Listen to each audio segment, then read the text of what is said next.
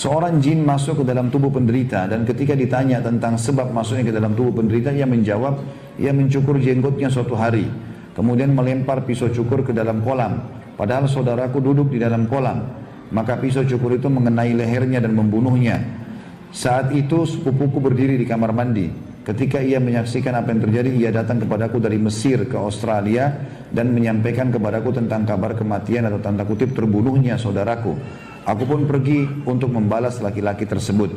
Demikian pula memperhatikan untuk tidak melempar pisau cukur atau benda tajam lainnya, termasuk potongan jarum, serpian kaca dan sebagainya di keranjang sampah, karena dikhawatirkan akan mengenai tangan orang yang melakukan pekerjaan itu. Pisau cukur dan serpian kaca ini bisa dikumpulkan pada wadah tersendiri, kemudian ditutup dengan baik, kemudian tidak mudah dibuka. Sehingga tidak mudah dibuka, lalu diletakkan di tempat atau di tengah tempat sampah hingga tidak melukai seorang pun.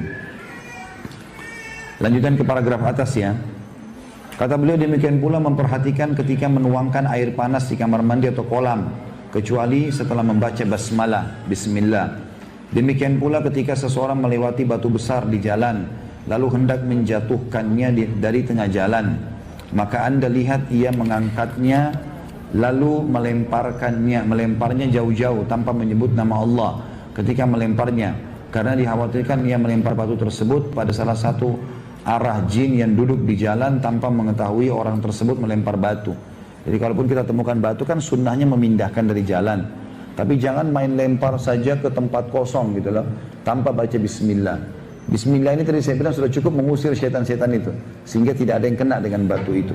Karena banyak kasus terjadi begitu ya, kena lempar sembarangan, kencing sembarangan, akhirnya kena saudaranya jin itu, anaknya, lalu dia masuk ke badan orang ini. Walaupun tidak lama, beda antara setan masuk ke badan seperti ini karena dia marah, dengan orang yang setan yang dikirim oleh penyihir itu bisa lebih lama. Ya, kalau yang dikirim oleh penyihir, karena itu harus mengalahkan penyihir, itulah istilahnya ya.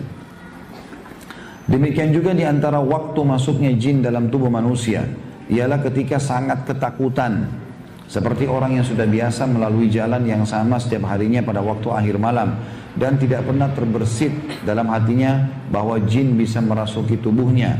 Namun ketika ia mendengar tentang masuknya jin dalam tubuh manusia, dan bahwa salah satu tempat jin adalah tempat yang kosong, maka ia pun mulai ketakutan terhadap kerasukan jin. Akhirnya ia pun kerasukan jin. Artinya tidak boleh takut dimanapun kita lewat.